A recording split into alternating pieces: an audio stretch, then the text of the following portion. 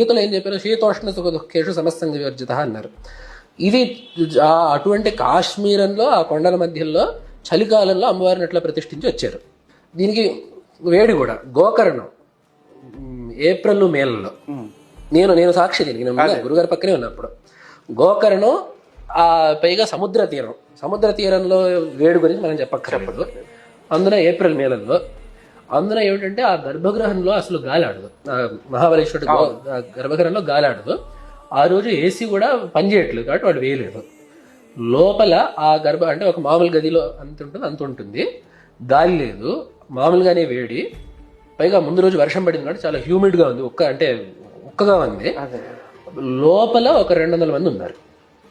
అంటే వేడి ఎలా ఉంటుంది మేము ఏం చేసామంటే ఆ రోజు మాకు ఎలా ఉండిందంటే, మేము బయటకు వచ్చి ఉత్తరీయాలు పిండుకుందాం. మేము ఎవరు అక్కడ కూర్చోడానికి చూడలేదు, నిలబడ్డ వాళ్ళ కిందంతా ఇట్లా చుట్టూరు నీరు, నాకు అంత చెమటలు కానీ అటువంటి వేడి. అంటే అతిశయోక్తి కాదు, నిజంగా జరిగింది.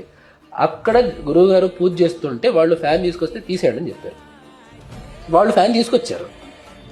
మాకు అక్కడ దృష్టి లేదు ప్రస్తుతానికి, అది తీసేయండి అక్కర్లేదని చెప్పి తీసేశారు. మాకేమో ఉత్తరీయాలు మేము పిండుకున్నాం, బయటకు వచ్చి ఉత్తరీయాలు పిండుకొని అక్కడ ఎండలో ఆరేసాం మేము ఉత్తరీయాలు. అటువంటి చెమట పట్టింది మాకు. అక్కడ కూడా వారి దాన్ని లెక్క చేయలేదు.